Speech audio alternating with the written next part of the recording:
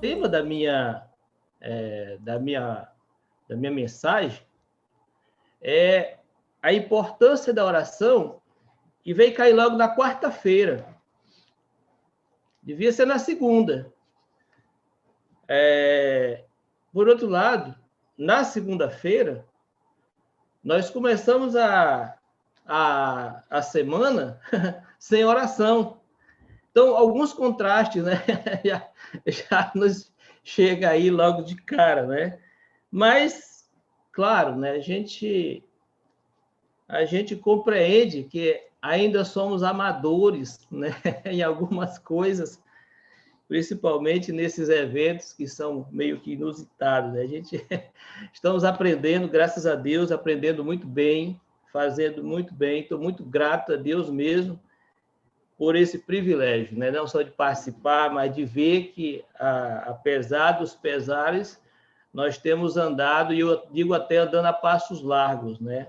Passos largos, né? Muitas mentes brilhantes aí funcionando e funcionando muito bem. E eu hoje, falando sobre oração, eu gostaria de lembrar um pouco, né, como era o meu relacionamento com meu pai. O que meu pai tem a ver com oração? Acho que tem tudo a ver. A minha vida com ele significa muito para o que minha vida é hoje com Deus. Eu lembro que uma das conversas que eu tive com meu pai, as últimas conversas, eu estava bem longe dele, né? Cerca de 2.000 quilômetros. E eu lembro que naquela conversa com ele, nós falamos sobre intimidade sexual. E eu fico pensando, né? Que talvez alguém está acompanhando e já começa a torcer o nariz, porque eu estou falando de intimidade sexual, mas não existe, nos relacionamentos familiares, talvez muitas aberturas para falar de todas as coisas que se deve falar, né? Existem muitos tabus. E o meu pai, a gente conversava sobre tudo. Então, se eu tinha alguma coisa importante para decidir, para falar, eu não tinha outro amigo que não fosse o meu pai, e nós conversávamos. E eu até me emociono de falar, né? Porque depois do meu pai, eu não tenho assim ninguém que seja tão meu amigo. Tem pessoas que eu tenho um apreço muito grande, né? E elas estão aqui na sala, né? São bem poucas, as pessoas que eu tenho em alto nível assim de intimidade, de confiança, mas dou graças a Deus, muito graças a Deus por tê-las, muito ou pouco, sou muito feliz com isso. E quando eu vim para Cristo, uma das primeiras coisas que eu aprendi é que eu precisava conhecer esse Senhor, esse Cristo, ao ponto de eu confiar de fato a minha vida para Ele, uma vez que Ele confiou a vida dele a mim, né? Ele deu a vida dele por mim. E eu precisava conhecer Cristo ao ponto de poder sacrificar também a minha vida em função de tudo que Ele representa para a minha vida hoje. E uma das coisas que me ajudou muito foi as leituras, né? Conhecer, por meio das leituras, ver a experiência de outros, né? Os testemunhos, os relatos. E um livro que eu li que me chamou muita atenção dizia que o título, né, era A Intimidade com o Todo-Poderoso, né? Não sei se alguém conhece esse material, mas é do Charles, né? Um grande escritor que eu gosto de ler o livro dele, da forma como ele escreve.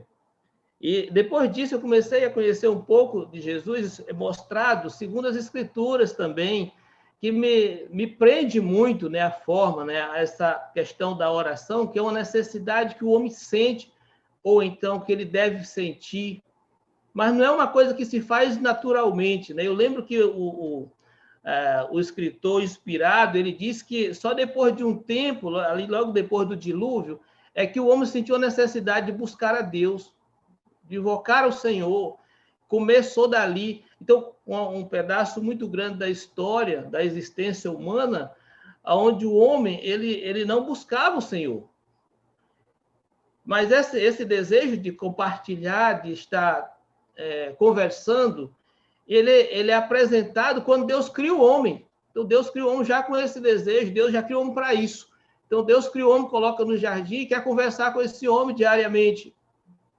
E depois que o pecado ele é introduzido no mundo, então, esse desejo do homem ele passa a ser o desejo de Adão, de, em vez de se aproximar de Deus, fugir de Deus. E a conversa com Deus, ela, mesmo para nós que somos cristãos, ela parece que é algo que não é tão fácil de se realizar, de se fazer. A oração não é um hábito que a gente já sai do batistério com ele.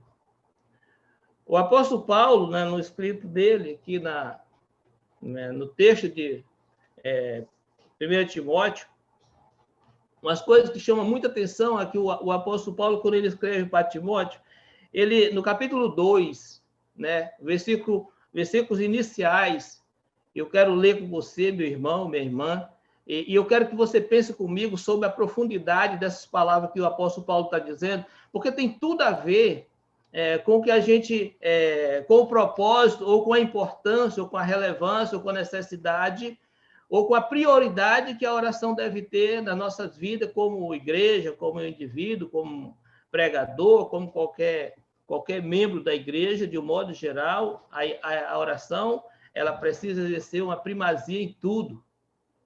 O apóstolo Paulo escrevendo, ele diz, antes de tudo, pois, exorto que se use a prática de súplicas, orações, intercessões, ações de graças, em favor de todos os homens, e em favor dos reis e de todos que se acham investidos de autoridade, para que vivamos vida tranquila e mansa, com toda piedade e respeito.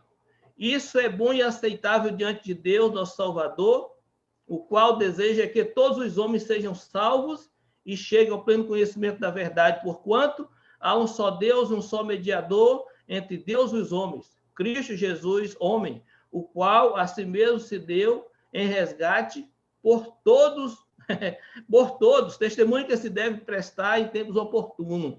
Essa declaração do apóstolo Paulo ela reúne muitas informações que nós precisamos explorar. E eu, ao ler esse texto, uma coisa que me chamou a atenção é a forma como ele começa. Antes, primeiro, essa palavra aqui, meus irmãos, esse grego que está traduzido aqui, ele aparece 58 vezes no Novo Testamento, e a tradução dele é sempre a mesma coisa, ou primeiro ou primeiramente. E o apóstolo Paulo usa essa palavra, né? Proto.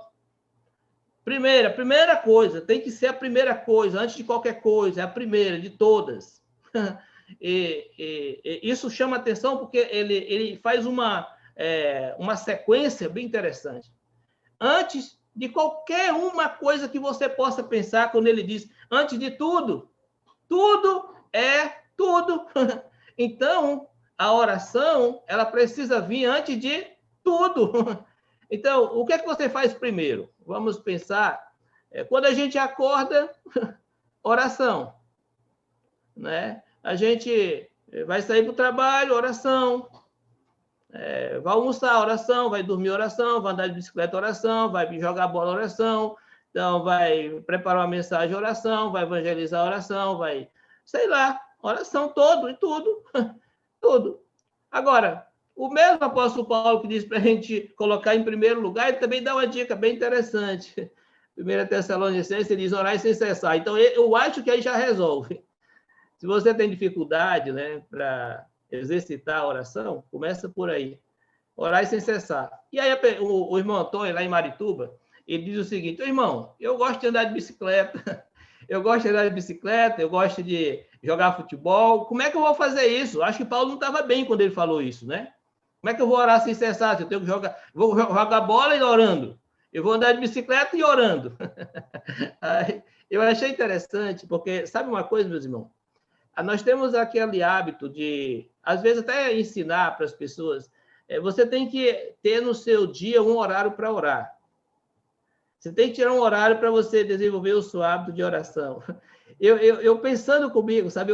Às vezes eu acho graça, porque muitas vezes eu pensei assim. Na verdade, não existe uma hora para oração. Se eu marco uma hora na minha agenda para orar, significa que nas outras horas eu não quero falar com Deus. Deus, agora eu estou ocupado, não tem um lugar na minha agenda para você. Na verdade, não é isso que nós devemos fazer. Pelo menos até eu entendo. A oração é uma coisa que faz parte da minha vida. você tenta parar de orar e tenta parar de respirar durante o mesmo tempo que você fica sem orar. O que acontece? Então, se a gente pensar assim, eu quero que você construa comigo essa ideia, quando a gente pensa assim, a gente começa a ver que, enquanto a gente está orando, a gente está vivendo, e quando a gente deixa de orar, a gente para de viver. Parece ter alguma coisa a ver com isso. O apóstolo Paulo entendia muito bem o que ele estava dizendo, e ele vai dizer o seguinte: antes de tudo, eu exorto vocês. Então, eu quero convidar vocês, eu quero encorajar vocês, venham comigo, vamos, olha, façam isso, esse desejo, essa convocação que o apóstolo Paulo faz para a igreja, exorto, né? Exorto, vamos juntos, vamos fazer, façam isso, exorto que façam o que ele quer que faça. Use-se a prática, né? De súplicas, orações, intercessões. A prática, essa questão da prática, né? Ela parece assim, olha, se nós pensar em termos de Bíblia, citações, muitas citações, questão de prática, praticar, fazer, construir, e essa ideia que eu quero trazer para nós, porque a gente vê, às vezes a gente assiste pessoas andando de bicicleta, e pedala que é uma maravilha, né? Eu gostava muito de ver as corridas de motocross, porque os caras quase deitam no chão, rapaz, para andar de moto. Aquilo é uma prática tremenda. Agora, eu penso também que aqueles rapazes, aqueles senhores, aqueles motociclistas, eles não começaram de uma hora para outra, subiram na moto e já estão daquele jeito. Ali houve uma prática, um exercício, um treinamento para que a coisa acontecesse. A oração, a pessoa não sai, como eu já falei, não sai do batistério já um exímio orador, não acontece. A oração, você chega numa roda de homens, vou colocar homens, né? Que o termo lá em 2 Coríntios vai ser homem, aqui também vai ser homens. Vamos pegar a tônica, os homens. Chama os homens para orar e começa a orar com vários homens. Tem uns que faz uma oração de um jeito, outra de outro, uma curta, outra comprida e coisa parecida, mas tem oração que expressa, eu quero até usar uma expressão do nosso irmão Norton, que diz que existem umas orações que elas são pomposas, né? Aquelas orações que vêm cheias de conteúdo, vêm cheias de intercessões, vêm cheias de tudo que de respeito, principalmente aquelas pessoas que estão no meio. Tem orações que a gente sabe que não... Tipo, quando a gente pensa naquela questão a oração não passa do telhado. A gente sabe que tem oração que a pessoa ora para não passar vergonha no meio dos outros, mas a gente vê que a pessoa não tem intimidade com a coisa, né? Eu lembro que eu estava vindo de Serra Talhada com o Randy, e o Randy disse assim: Rosana, leva o carro para mim. Rapaz, e não foi muito fácil, porque o carro do Randy, os dois carros do Randy eram automáticos, né? O meu carro não era automático. E eu nunca tinha dirigido carro automático, e ainda era aquele carro grande, o Meriva, né? E aí eu lá se vai dirigindo, mas o Randy estava cansado.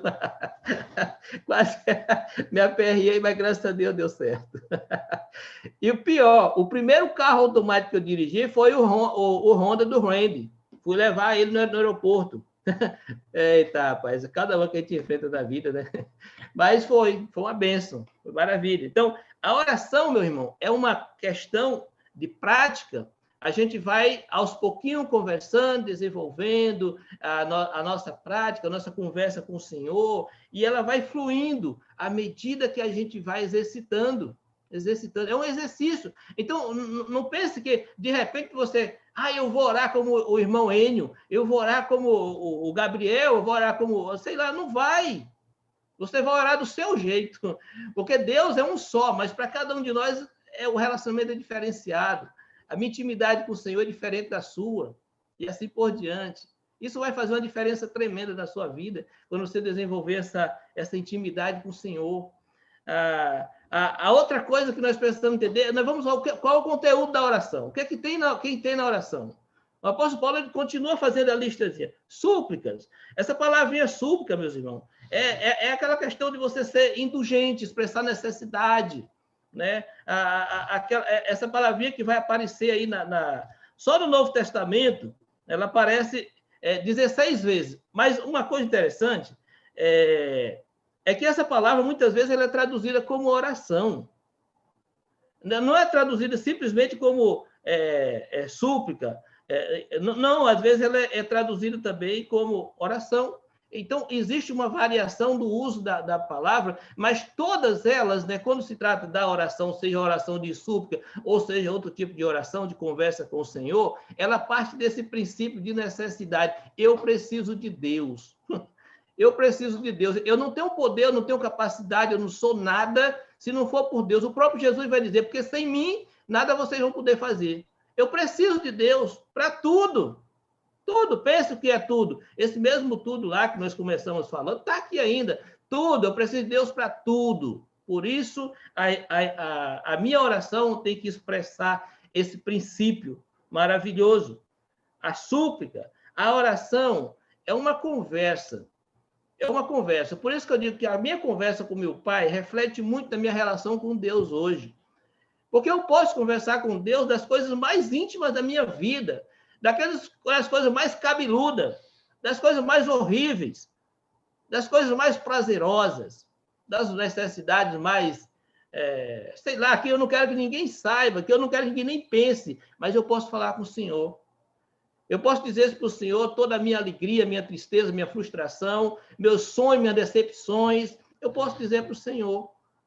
Eu tenho essa liberdade de dizer para o Senhor, Senhor, olha, você já orou a Deus para dizer que você não gostou do almoço? Ou você só ora para dizer, Senhor, obrigado pelo almoço, pelo arrozinho, o feijão, o macarrão, o chimarrão, o chá, não sei o quê. Não, às vezes você tem que dizer, olha, eu não gostei muito dessa comida aqui.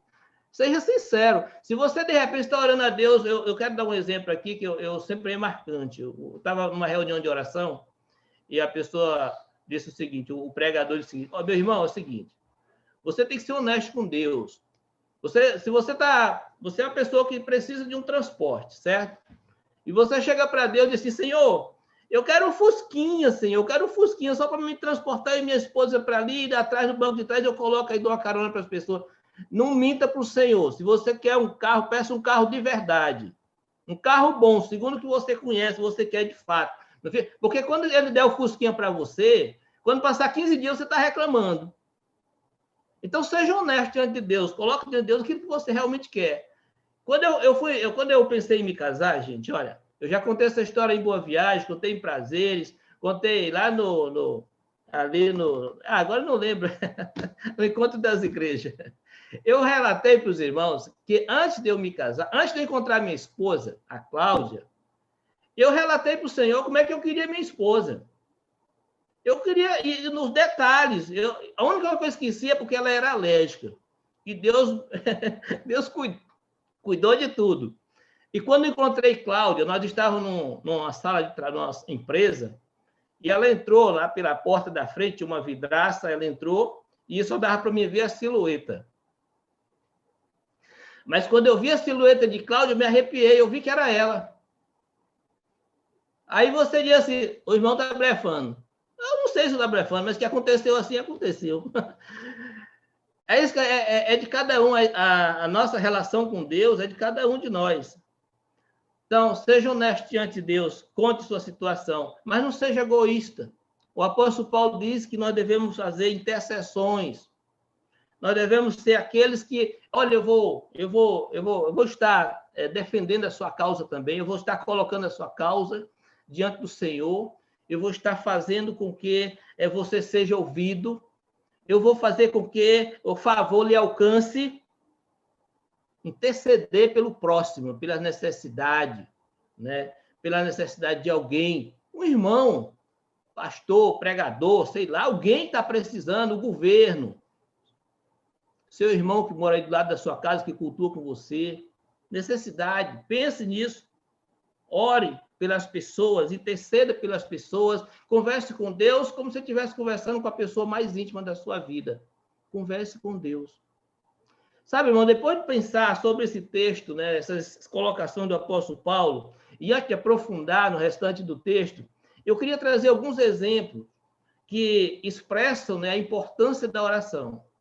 Alguns exemplos, e para não sair do contexto, né, eu quero continuar usando só o que a Bíblia diz.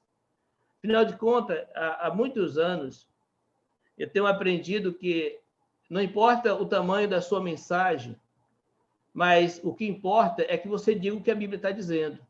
Você não tem que inventar historinha, ficar contando potoca para as pessoas. Não conte, não. Se você não sabe montar um esquema, uma réia, uma teia, sei lá, esquece. Leia a Bíblia para as pessoas, porque essa palavra que salva não é a sua. Então, eu tenho aprendido muito isso, ficar na palavra, né? Pessoas têm me ajudado muito a fazer isso também, estão aqui na live comigo. Graças a Deus por vocês, que são pessoas fiéis ao Senhor, que têm procurado ensinar a verdade para os outros. Primeiro exemplo que eu quero trazer de oração. E vocês podem pensar aí, quem seria o grande orador?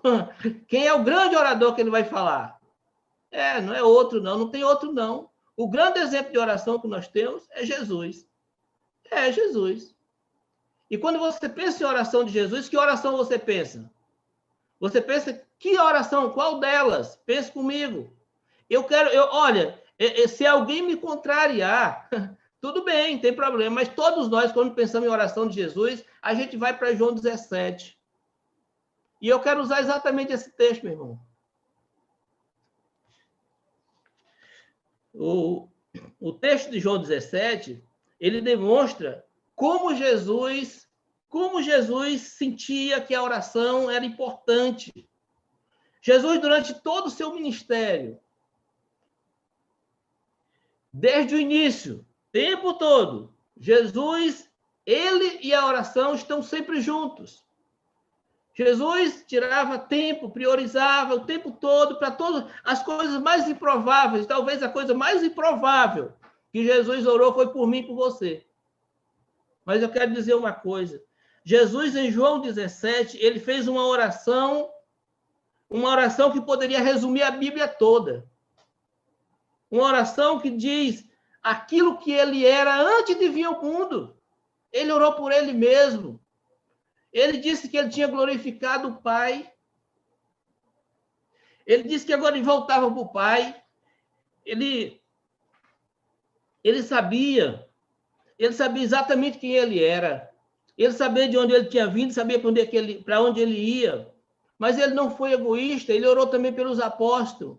Ele disse, olha, eu estou indo para aí, mas eu quero pedir por esses aqui. Enquanto eu estava aqui, eu guardei eles, mas agora eles vão ficar aqui. Eles precisam ser guardados. Eles têm uma missão grande para fazer. Eu quero que o Senhor cuide deles para mim.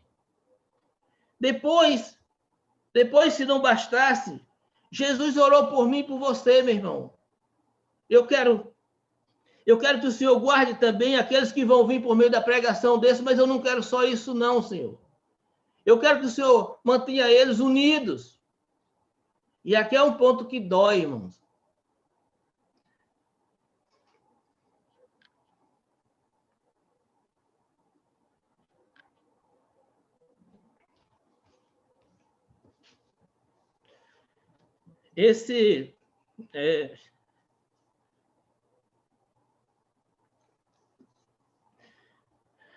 Esse é o ponto mais difícil, porque Jesus,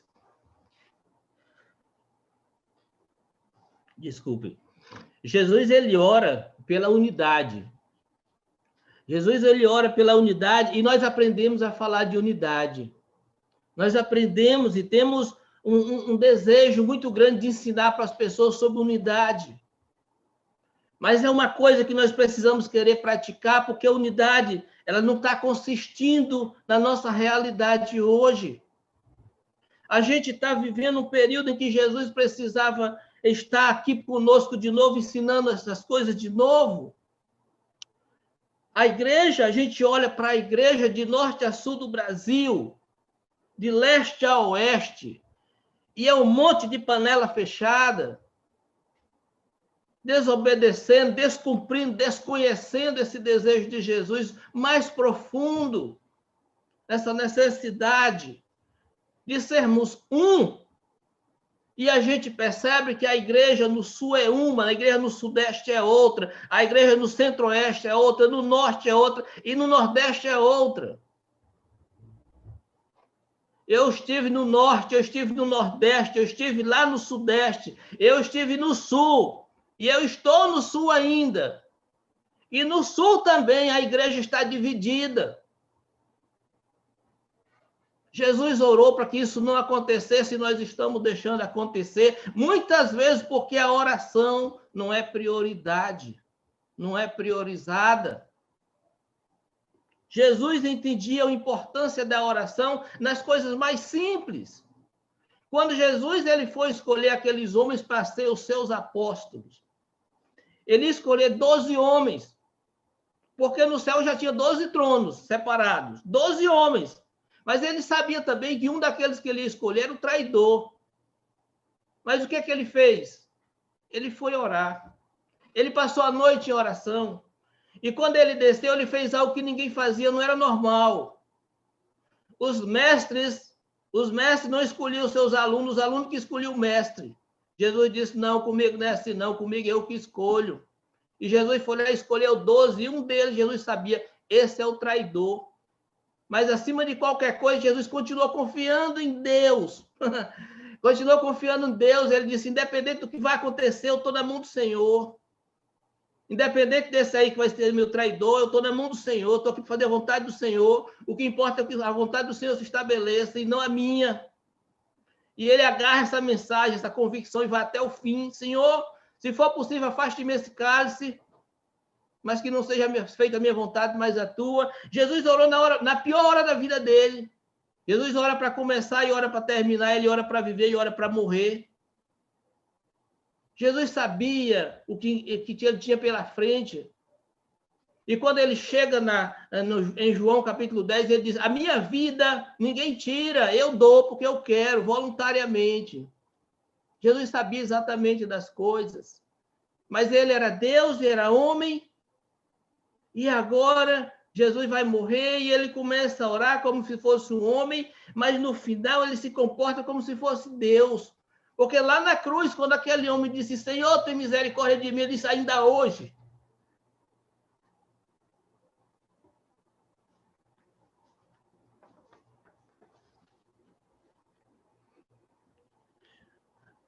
Ainda hoje tu estarás comigo no paraíso. Ainda hoje. Jesus, o maior exemplo de oração. Jesus, aquele que sabia o que era desfrutar da intimidade do Todo-Poderoso. Jesus que considerava Deus não como um Senhor simplesmente, mas como Pai, aquele com quem eu posso contar, aquele a quem eu posso confiar, aquele a quem eu posso entregar a minha vida. Jesus sabia disso. É isso que faz a diferença na minha vida hoje. Eu espero que o mesmo conhecimento, a mesma convicção faça a diferença na sua vida também. A igreja do Senhor, no início, a igreja ela é plantada, ela é estabelecida com a oração no seu DNA. A oração faz parte da vida da igreja antes mesmo de Jesus inaugurar. A palavra de Deus ela vai dizer que Deus estava conversando com aquele povo antes do dia de Pentecostes. A igreja estava reunida, aquele grupo de pessoas, que ainda não podemos dizer que é a igreja, o grupo de discípulos, estão reunidos fazendo o quê? Orando. A igreja está reunida orando. Depois a igreja é estabelecida. Primeiros versículos que vai falar da igreja estabelecida vai dizer, eles perseveravam na oração. DNA da igreja. A igreja respira, transpira o relacionamento com Deus. A igreja perseverava na oração e depois o apóstolo Paulo vai ensinar a igreja que deve perseverar na oração. A oração deve fazer parte da nossa vida. O tempo todo. encontramos um texto maravilhoso na palavra de Deus, Atos, no capítulo 12, versículo 5. O texto diz que o apóstolo Pedro, ele estava preso. O apóstolo Pedro estava marcado para morrer. O apóstolo Pedro estava guardado por 16 soldados romanos.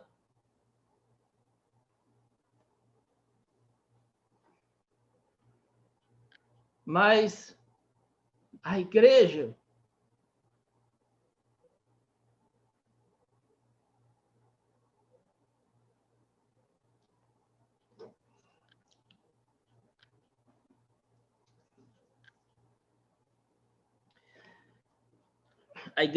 estava reunida orando. Havia orações constantes por aquele homem, por aquela situação. A igreja estava passando por uma perseguição. Uma peste de coronavírus chamado Saulo já tinha passado por ali. Mas a igreja estava orando. Eu quero convidar você, meu irmão, para nós lermos Atos, capítulo 4, versículo 23 ao 31, para nós falar um pouco sobre essa relação íntima entre Deus e a igreja. Capítulo 4, versículo 23 ao 31. Lê comigo que a palavra de Deus diz. Diz que os apóstolos, uma vez soltos, procuraram os irmãos e contaram quantas coisas lhes haviam dito os principais sacerdotes e os anciãos. Ouvindo isso, unânimes, levantaram a voz a Deus e disseram: Tu, soberano Senhor, que fizeste o céu, a terra, o mar e tudo que neles há, que disseste por intermédio do Espírito Santo, por boca de Davi, nosso pai, teu servo, porque se enfureceram os gentios e os povos imaginam coisas vãs? Levantaram-se os reis da terra e as autoridades juntaram-se a uma contra o Senhor e contra o seu ungido.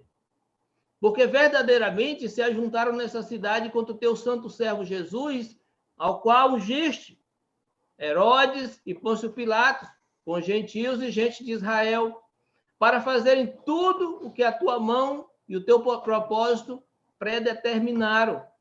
Agora, Senhor, olha para as suas ameaças e concede aos teus servos que anunciem com toda intrepidez a tua palavra, enquanto estendes a mão para fazer curas, sinais e prodígios por intermédio do nome do teu santo servo Jesus.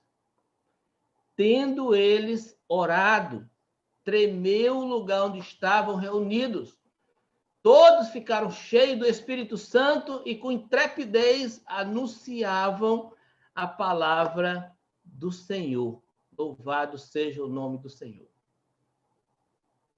Você percebeu que ali naquele grupo, vamos dizer que tinha 15 mil pessoas, mas no meio daquelas 15, 20 mil pessoas existia um que era Deus, que estava com eles, que estava ali no meio deles dizendo: eu estou aqui com vocês. Não importa o tamanho da perseguição, não precisa vocês ter medo dos injuriadores, vocês não precisam ter medo de nenhum desses coronavírus, porque eu sou com vocês.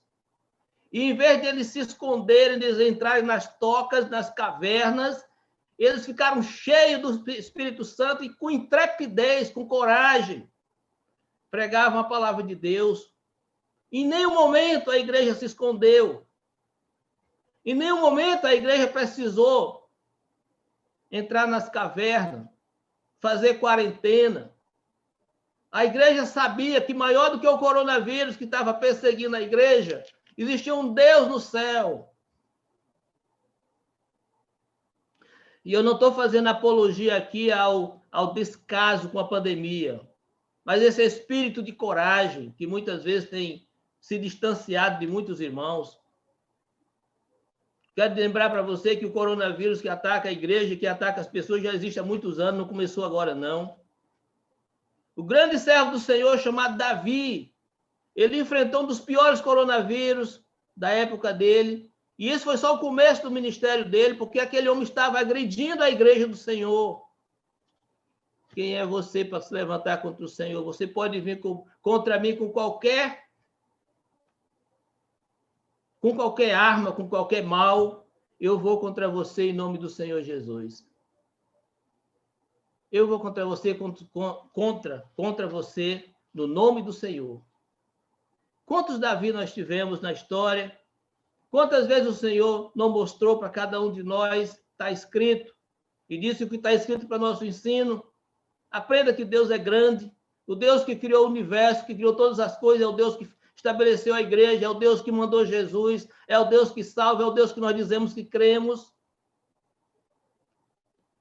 A minha oração é que esse Deus que existe no céu, que habita no meio da igreja, que derrubou as barreiras de Jericó,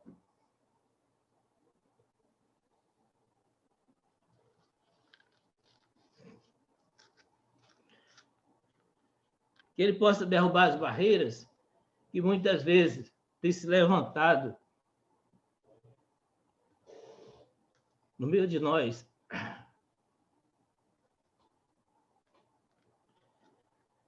O apóstolo Paulo, na sua carta a Timóteo, no primeiro versículo, ele mostra que a importância da oração consiste em promover a quebra das barreiras que nos separa de Deus e que nos separa também uns dos outros, o pecado, a individualidade, o egoísmo, o egocentrismo. A importância da oração para quebrar as barreiras que existem em nossos corações, onde Deus não pode habitar, ele só fica por perto. Deus chega, entra na nossa boca, desce até a nossa garganta, mas não toma posse do nosso coração, porque ele está embarreirado.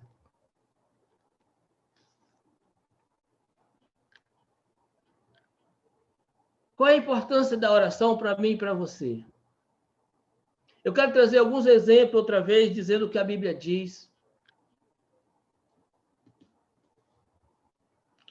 A palavra de Deus, ela diz que o apóstolo Pedro, o apóstolo João, que eram apóstolos, que tinham o poder de Deus concedido para eles no dia de Pentecoste, eles não consideraram que a oração era de menos importância. E eles, religiosamente, 3 vezes por dia, eles iam ao templo para orar. Era compromisso judaico, vamos dizer assim. Oração 3 vezes por dia. Se você...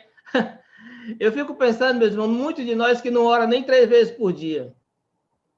Volta ao princípio, ora sempre, ora o tempo todo. Capítulo 3 de Atos diz que aqueles homens subiram ao templo para orar. Era a hora nona, eles iam orar. E eles oraram. E tinha muitos religiosos ali orando também, certamente, fazendo alguma coisa que expressasse sua fé. E o apóstolo Pedro e João, eles encontram um homem ali deficiente na entrada, na Porta Formosa. E eles são convidados por aquele homem para eles exercerem a piedade deles, dando alguma coisa. E eles vão dizer, olha, nós não temos nem ouro, nem prata, mas o que nós temos, nós te damos. Em nome de Jesus, levanta, e aquele homem é curado. Mas não é isso que eu quero, não é isso que eu quero enfocar, porque eles sabiam que aquele homem ia ser curado, aqueles homens sabiam. Mas eram aqueles religiosos que estavam lá e ficaram admirados e queriam idolatrar os apóstolos porque tinha acontecido um milagre. Nós somos muitas vezes, né? Nós somos muito convidados pela nossa mentalidade pequena de olhar para os homens. Olha, meus irmãos, olha, eu não tenho problema nenhum aqui de falar nada, porque as pessoas que eu mais prezo, eu posso dizer na igreja, estão aqui na sala. E me conhecem, sabem que eu não sou de meias palavras, não tenho esse negócio. Eu converso com vocês, e da mesma forma que eu converso com Deus, eu sou franco, não tenho essa desenrolação. Infelizmente, a incredulidade tomou conta do ambiente. Da mesma forma que aconteceu lá, acontece aqui. Acontece aqui, nós temos projetos maravilhosos para fazer, mas às vezes o projeto não anda porque a igreja não acredita. As coisas não acontecem porque o irmão não apoia. Por que não apoia? Porque não acredita. Se nós fizéssemos uma aposta aí para um jogo de futebol, qualquer outra coisa, o pessoal apostava para ganhar, porque acredita no seu time, no seu partido político, não sei quem, e joga suas fichas ali. É bom lembrar nessas horas que Jesus disse: aonde está o teu tesouro, é ali que está o teu coração. A minha confiança precisa estar no Senhor. Tempo todo, tempo todo. Não é da minha força, não é da minha inteligência, no Senhor, o tempo todo. Atos, no capítulo 6, os apóstolos, mais uma vez, dão a demonstração de que a oração é o mais importante. A igreja chega para aqueles homens trazendo uma celeuma de um problema formado. Ali era para destruir. Por que vocês estão servindo as mesas? Está faltando comida, está faltando... Não quero saber disso. Olha, é o seguinte, vocês vão lá e escolham homem. Nós não vamos abrir mão do ministério da palavra e da oração. A palavra, a oração, meu irmão. Eu já encontrei congregações que eu cheguei para conversar com os irmãos começaram a conversa de que as obras sociais e que o estudo da palavra não era tão importante. Esse negócio de teologia é papo furado. Homens que diziam que precisava fazer reunião de vigília e oração para se encher do Espírito Santo. Balela, conversa fiada.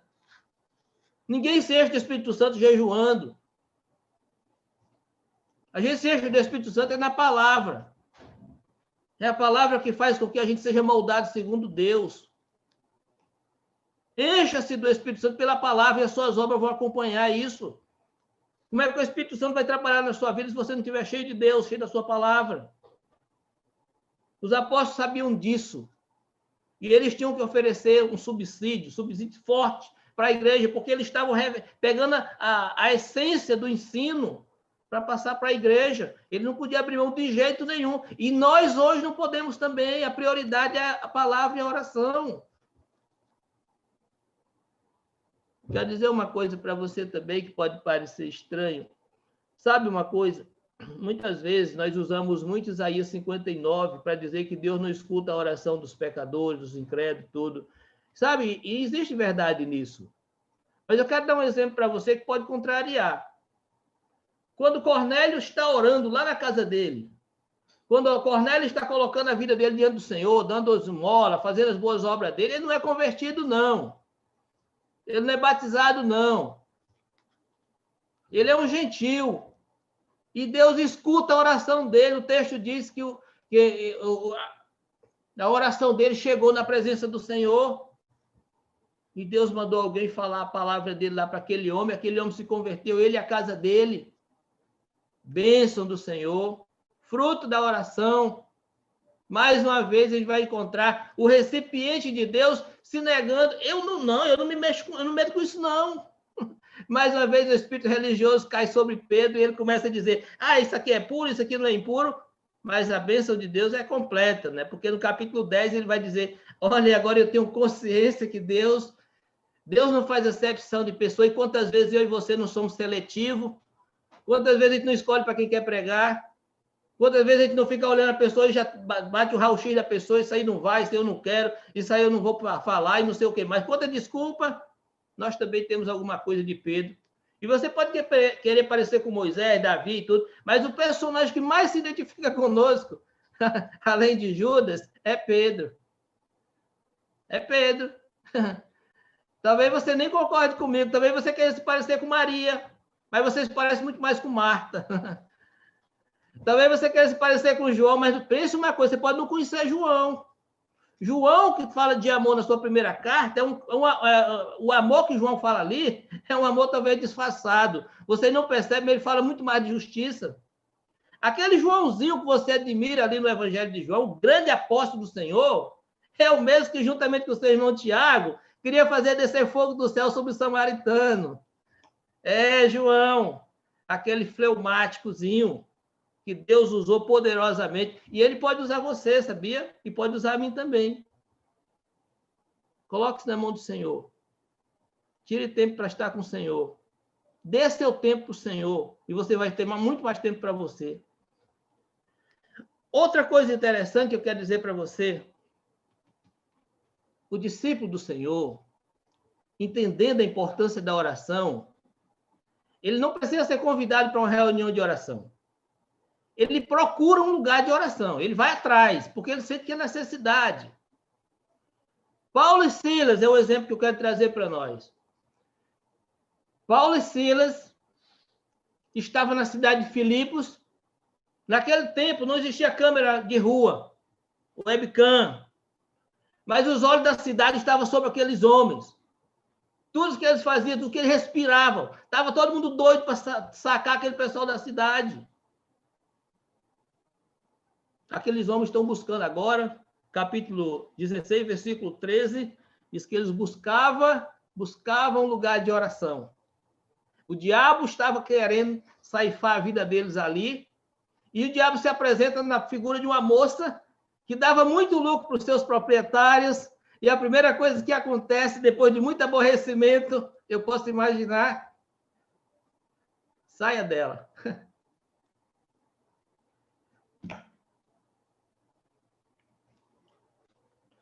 Fechou o tempo, acabou, e aí o resultado a gente sabe, esses homens foram parar no presídio, e mesmo dentro do presídio, Deus fez maravilha. Por quê? Aqueles homens não se apartaram do Senhor, e quando estavam presos ali, eles cantavam e oravam ao Senhor.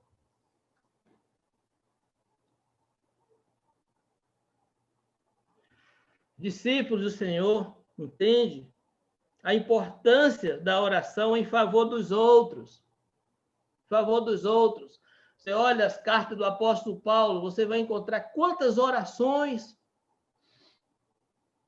contrariando muitas vezes as nossas próprias práticas, muitas vezes indo de encontro com o mundo que nós vivemos. O apóstolo Paulo, ele não olhava para a vida dele, mas ele tinha um desejo muito grande de ver a igreja crescendo, os irmãos a cada dia mais conhecendo o Senhor. Quer ver um exemplo disso? Abra sua Bíblia, leia em Efésios, capítulo 6, versículo 18, capítulo 4 de Filipenses, versículo 6. Olha, mas em especial, olha para Colossenses, capítulo 1, versículo 9. A primeira vez que eu olhei esse versículo com mais profundidade foi com o Enio. O apóstolo Paulo não ora ali para que as pessoas prosperarem financeiramente, ele não ora para as pessoas... Não, ele quer que as pessoas conheçam o Senhor. E conhecendo o Senhor, eles vivam uma vida digna com o conhecimento que eles têm no Senhor. Isso é o interesse que o apóstolo Paulo demonstra pelas pessoas. Ele estava longe dos irmãos, mas ele queria ver aqueles irmãos transbordando de Deus, se parecendo cada dia mais com o Senhor. Porque ele sabia, meus irmãos, que se isso acontecesse, o Recife seria pequeno para o Evangelho. Ele sabia que essa cidade de Pelotas, que tem menos de 400 mil habitantes, seria pequeno para o Evangelho. Ele sabia que o Brasil não era tão grande assim. E a sua cidade, o seu bairro, quantas pessoas tem? Sabe uma coisa que está acontecendo nesses dias? Os discípulos de Jesus estão indo aos médicos, aos profissionais da saúde, porque muitos estão ansiosos. Muitos estão aí vivendo um período de depressão. Por quê? Porque está faltando oração, está faltando confiança no Senhor, em muitos casos. O apóstolo Paulo ele levanta na contramão de tudo isso. E ele diz o seguinte, capítulo 4 de Filipenses, ele diz o seguinte, a oração vai proteger vocês contra a ansiedade desse mundo. Viva uma vida de graça na presença do Senhor. Esse desejo sincero do apóstolo Paulo, ele diz, isso aí vai combater o coronavírus. Orem ao Senhor, coloquem diante dele toda e qualquer ansiedade. Sabe, meus irmãos, uma coisa que aparece nesse texto, quando o apóstolo Paulo está terminando a sua oração, ele diz, alegre-se no Senhor. Outra vez eu digo, alegre-se, regozijem-se no Senhor. No Senhor, meu irmão, sempre. Sabe, meus amados, o discípulo de Jesus, ele sabe, o Deus que ele tem crido. O discípulo de Jesus, ele conhece o Deus em que ele tem crido. E sabe mais, o discípulo de Jesus, ele sabe que as orações dele são ouvidas. São ouvidas. Ele sabe que as orações dele são respondidas. Talvez não seja respondida na hora dele, mas é respondida na hora do Senhor, e ele sabe esperar. Porque as promessas do Senhor não falham. Jesus, ele disse uma coisa interessante que nós precisamos aprender, porque às vezes nós somos meninos pidões. Jesus disse, as minhas palavras estiverem em vocês, se elas estiverem fazendo a diferença na vida de vocês, vocês podem pedir que vai acontecer. Sabe por quê? Porque a palavra de Deus, quando está em mim, está em você, ela regra. Ela nos dá os parâmetros. Eu não vou pedir para minha vaidade, eu não vou pedir para... Não, eu vou pedir para aquelas coisas que agradam o Senhor. É por isso que eu posso ter certeza que as minhas orações estão na presença do Senhor, porque no Apocalipse, capítulo 5, versículo 8, por exemplo, ele vai dizer que as nossas orações e a oração de todos os santos estão na presença do Senhor. Apocalipse, capítulo 8, versículo 3 e também o versículo 4. Você pode ler. Ali, meu irmão, minha irmã, não se preocupe. Se está difícil, está ruim, não se preocupe. O apóstolo Pedro, ele tem uma mensagem maravilhosa sobre isso. O apóstolo Pedro chega para você assim, está ruim, vai piorar mais um pouquinho. Mas tem esperança. Deus está no controle da situação, independente de qual seja a situação que você está enfrentando, Deus está no controle. Sabe, meus irmãos, eu quero fazer algumas considerações, pensando em nós como igreja, e olhando para o versículo, os versículos de 1 Timóteo, capítulo 2, versículo 1 ao 5. Eu quero usar cada um desses versículos e fazer uma consideração. Em primeiro lugar, nós, como igreja, devemos exercitar a prática da oração. O apóstolo Paulo diz, antes de tudo, pois exorto que se use a prática de súplicas, orações, intercessões, ações de graça em favor de todos os homens. Em segundo lugar, nós, como igreja, devemos orar pelas autoridades. Não importa se ela é boa, se ela é ruim, não existe nenhuma autoridade que não seja constituída por Deus. Se ele está fazendo ruim, ele vai prestar conta, não importa, ore. Ore pelas autoridades. O apóstolo Paulo escrevendo, inspirado pelo Espírito Santo, que é a mesma coisa, é Deus falando. Se é inspirado pelo Espírito Santo de Deus, que é Deus, então é Deus falando. Ele diz, em favor dos reis e de todos que se acham investidos de autoridade, para que vivamos vida tranquila e mansa, com toda piedade e respeito. Quando você faz a coisa certa, meu irmão, pode ter certeza, não tem que andar com medo, não. Quem tem que andar com medo é quem faz a coisa errada, porque a lei é servo de Deus a nosso favor. A lei, ela vai pegar o errado, não vai pegar o certo, não. Faz a coisa certa, que dá certo. Pode ter certeza. Faça a coisa certa. Terceiro lugar, nós, como igreja, devemos orar porque isso agrada a Deus. O apóstolo Paulo escrevendo outra vez, isso é bom e aceitável diante de Deus, nosso Salvador. Bênção, que maravilha. Você sabe, você que é pai, que é mãe, tem família, sabe que a coisa mais agradável para nós com relação aos nossos filhos é quando eles fazem o que a gente manda, quando eles fazem o que a gente gosta. É um privilégio muito grande dos pais que têm filhos que gostam de fazer o que lhe agrada. Que maravilha. Nós, como filhos de Deus, oramos ao Senhor, oramos pelas autoridades, por todas as pessoas e exercitamos a prática da oração porque Deus se agrada. Deus gosta disso. Quarto lugar, nós, como igreja, devemos orar para que a nossa missão tenha bom êxito. Ô, meu irmão, pensa na missão. Esses 5 versículos é uma ferramenta tremenda para qualquer evangelista, para gerar mensagem para a igreja o ano inteiro. Pensa nisso. Como é bom quando a gente tem pessoas dentro da igreja que têm a visão de Deus. Nós temos falado muito aí de projetos, né? Nós temos aí o Randy, que é uma pessoa, um sonhador. Precisa de pessoa do lado dele para ajudar, porque eu acho que quando ele morrer, ele ainda vai morrer com a Bíblia aberta, assim, pregando. porque o desejo que ele tem é muito grande. Como eu queria que muita gente, né, copiasse a ideia de homens como esse, né, que tem esse desejo, essa inquietação, essa incomodação para fazer as coisas de Deus, para ver que a obra de Deus avançando. O apóstolo Paulo, ele diz, o qual, falando de Deus, deseja que todos os homens sejam salvos e cheguem ao pleno conhecimento da verdade. Olha que coisa maravilhosa. Aonde vai chegar a nossa oração? Você vê que ele diz, vão abrindo as portas aí, vão orando pelas autoridades, para a vida de vocês ser tranquila, mansa, para que vocês possam pregar o evangelho de Jesus para todas as pessoas. Isso é a vontade de Deus, Deus se agrada disso. Deus gosta disso. Você gosta de fazer o que Deus gosta? Está aí uma oportunidade. Se deleita na oração. Em último lugar, eu queria finalizar dizendo que nós, como igreja, devemos orar para que haja unidade na mensagem e na doutrina da salvação.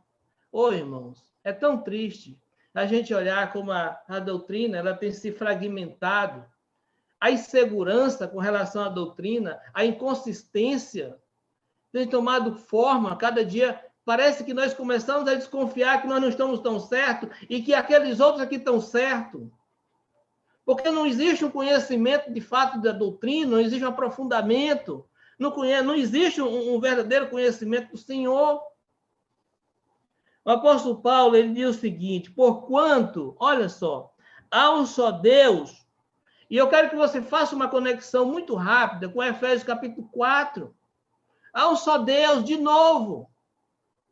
Há um só Deus, um só mediador. Existe uma só fé, um só Senhor, um só batismo, uma só esperança. Nós fomos chamados para isso. Mas para nós vivermos isso, é preciso que haja...